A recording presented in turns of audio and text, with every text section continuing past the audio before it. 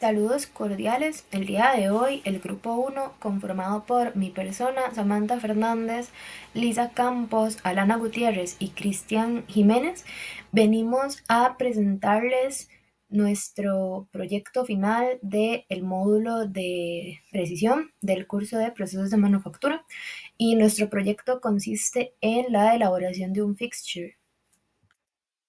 La presentación del día de hoy va a abarcar los siguientes tres campos: las propuestas preliminares junto con la tabla de criticidad, los requisitos técnico-financieros y todo el plan de manufactura que se utilizó a la hora de elaborar nuestra propuesta. Nuestra primera propuesta de fixture se encuentra a mi derecha. Esta propuesta consistía en dos placas triangulares y una caja que actuaba como base para estas dos placas. Esta caja tenía unos rieles para que la placa triangular pudiera girar y así tuviéramos acceso a todos los puntos que se necesita trabajar de la pieza. La pieza, a su vez, estaba sujetada a las dos placas por medio de un sistema de pernos. Esta pieza se iba a realizar, al igual que las otras propuestas, en aluminio AA 6061. Llegamos a la elección de este material ya que es un material lo suficientemente ligero como para que sea fácil de manipular y también tiene muy buena maquinabilidad y muy buena resistencia. Esta pieza fue eventualmente descartada ya que como equipo, después de un análisis profundo, nos dimos cuenta de que era sumamente difícil de maquinar por medio de métodos tradicionales, como lo son la fresa, el torno o el taladro de mesa. Ya, y estos métodos debían ser los que teníamos que utilizar, ya que nuestro presupuesto no nos alcanzaba para máquinas más avanzadas como lo son una CNC. Entonces esta pieza fue descartada. Como siguiente propuesta y propuesta elegida tenemos la que se encuentra aquí a mi derecha, la cual consiste en dos placas circulares, dos bases en forma de U y una placa que funciona como unión y soporte. Todo esto se une a sí mismo por medio de un sistema de pernos. Esta propuesta, al igual que la anterior, se eligió que fuera confeccionada en aluminio AA 6061 por las ventajas que se mencionaron anteriormente. Al analizar esta propuesta, nos dimos cuenta que cumple con todos los parámetros que necesitábamos.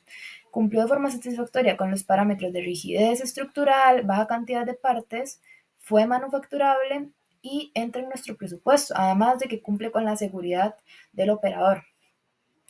Es una propuesta que consideramos que es muy sólida y muy funcional, ya que en nuestro caso nos tocaba maquinar esta pieza que tiene tres agujeros en un ángulo de 120. Al hacerlo con piezas circulares, simplemente hay que desatornillar los pernos, girar y volver a atornillar. Entonces la base se queda fija a la mesa del taladro y no hay que pasar por labores de calibración más que la inicial. En las páginas anteriores hablábamos sobre rubros que tenían que seguir nuestras propuestas. Sin embargo, esto se puede sintetizar en la tabla de criticidad que se presenta a continuación. En esta tabla de criticidad nos damos cuenta que la propuesta número 2 fue la más viable, ya que cumplió con todos los rubros que se establecían en la tabla, contrario a la propuesta 1, que falló el rubro de manufacturable, como se mencionó anteriormente y se dio la explicación de por qué fue esto. Muy bien, entonces yo ahora procedo a hablarles del informe de requisitos técnico-financieros. Para esto hicimos un estudio de los gastos directos, como podría ser comprar la fresadora o el taladro, así como los gastos pasivos, como podría ser el dicho mantenimiento de las herramientas o el gasto en electricidad. Entonces, para comenzar, vamos a mencionar un poquito de las empresas donde solicitamos dicha información. Por ejemplo, la fresadora la compramos a través de la empresa de Copre, quienes se encargaron tanto de, sí, brindando la fresa, como del transporte, no solo de entrada al país, sino también de transporte directo a nuestro taller. Este de hecho es un patrón que encontramos en casi todos los productos conseguidos, entonces no se contrató un servicio de terceros de transporte, sino que se utilizó el transporte que proveía la empresa, o en los pocos casos que vimos necesarios se hizo una inversión más bien en combustible para que los propios miembros del taller recogieran los materiales necesarios. Luego, por ejemplo, tenemos los gastos calculados de electricidad mencionados anteriormente, para lo cual de cada herramienta se tuvo que ver la información, cuánta kilowatt por hora consumían, luego cuánto kilowatt por hora cobran en Curridabat, y luego con el plan de manufactura se revisó cuánto tiempo se tardaba, y haciendo un procedimiento de multiplicaciones se consiguió el precio final. Luego, por ejemplo, para el caso del taladro, se consiguió en el lagar, quienes también brindaron transporte. Luego, por ejemplo, las herramientas como podrían ser las brocas o las fresas se consiguieron con Sandvik Coromant, y por ejemplo los precios de las tarifas fueron consultados con WF Box. Luego, por ejemplo, para el precio de el Boring Head, tuvimos que conseguir uno desde Europa debido al tamaño que necesitábamos, y por eso su precio es tan elevado. El precio del transporte es tan elevado debido a que necesita ser exportado desde Europa para ya ser recibido aquí en Costa Rica. Y luego, claramente, hacer el proceso de traerlo a nuestro taller en Curridabat. Este fue uno de los casos en los que se tomó en cuenta el gasto en gasolina. Luego, se tiene el caso de la materia prima, la cual el proveedor solo vendía en toneladas, por lo que su precio terminó siendo ligeramente elevado debido a un surplus en la compra, y por eso terminó costando aproximadamente, 1.900.000 colones.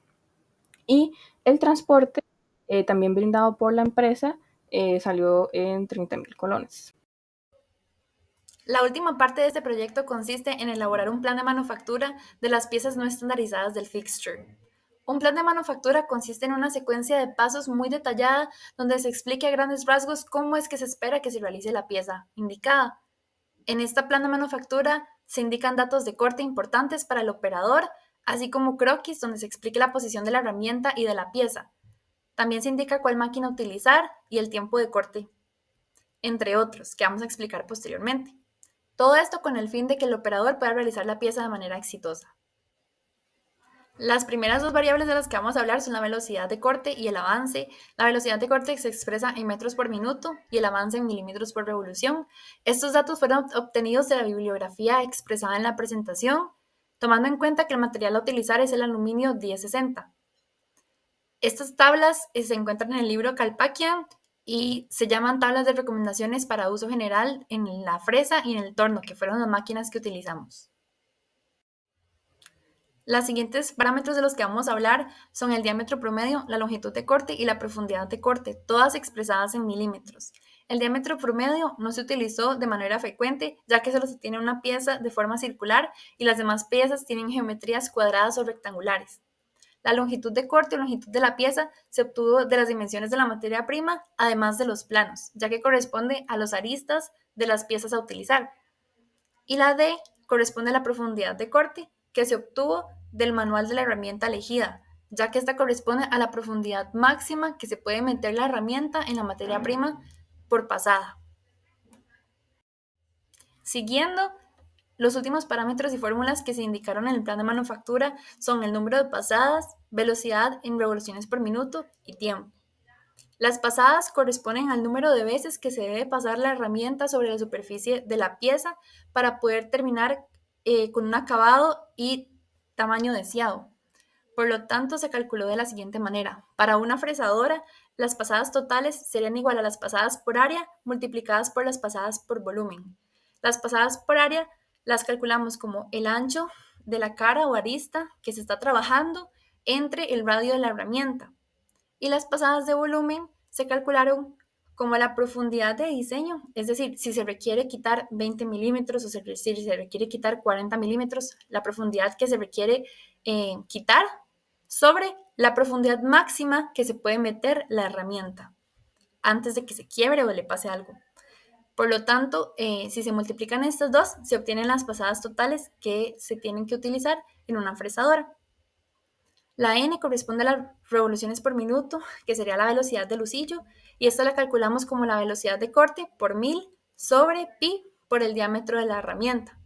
Y por último, el tiempo de corte para las operaciones de desbaste y acabado que se utilizaron en la fresadora sería igual a la longitud de corte por el número de pasadas entre el avance y las revoluciones por minuto utilizadas en el lucillo. Para el tiempo de taladrado de agujeros y de machuelado, se utilizó una herramienta que está en una página llamada Sandvik, donde elegimos las herramientas a utilizar, que tiene una calculadora de parámetros de corte. Es importante mencionar que las pasadas se tienen que redondear al número entero más cercano. Bueno, el número entero mayor, ya que no se pueden realizar medias pasadas, sino pasadas completas. Mi compañero Cristian ahora va a explicar los pasos de la secuencia de manufactura. Secuencia de manufacturación de la pieza 1. La materia prima tiene una altura de 35 milímetros, una longitud de 160 milímetros y un ancho de 100 milímetros. Se realiza un desbaste en la parte superior para dejar la altura de la materia prima a 22 milímetros. Paso número 2. Se realiza un desbaste lateral para obtener una longitud total de la pieza de 135 milímetros. Luego se realiza un desbaste para obtener un ancho total de 80 milímetros. Se realizan agujeros previos de 10.25 milímetros, 2 a cada lado de la pieza y 4 en la parte superior para luego sujetar el fixture al taladro. Finalmente se realizan las roscas con los machuelos. Pieza número 2. Se inicia con una materia prima de 160 por 140 por 40 y se realizan desbastes para obtener las medidas de 115 por 135. Luego se realiza un desbaste frontal para obtener un espesor final de 20 milímetros. Se realizan dos agujeros pasantes previos de 10.25 milímetros. Se realizan otros agujeros previos de 10.25 milímetros donde primero se realiza uno, se le da vuelta a la pieza y se realiza el otro. Se realizan las roscas M12 por 1.75 con los machuelos. Luego se hacen las otras roscas de la misma medida con los machuelos.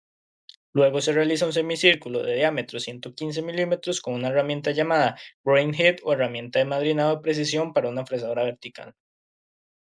Pieza número 3 se realiza con una materia prima de 40 por 140 por 140 milímetros y por medio de desbaste se deja un espesor final de 20 milímetros. Se realiza el contorno circular con una herramienta de diámetro de 114 milímetros especial llamada corona de corte. Se realizan tres agujeros previos de 10.25 milímetros que pasan la pieza completamente para luego hacer las roscas. Se realizan las tres roscas M12 por 1,75 con los machuelos. Se realizan 6 agujeros previos de 10.25 milímetros equidistantes en esta cara de la pieza. Se realizan las roscas M12 por 1.75 milímetros con los machuelos. Después de la realización de estos pasos, el fixture quedaría manufacturado en su totalidad. Solamente se necesitarían los tornillos y roscas M12 por 1.75 para poder hacer el ensamblaje. Y finalmente el proyecto quedaría terminado. Muchas gracias por ver este video.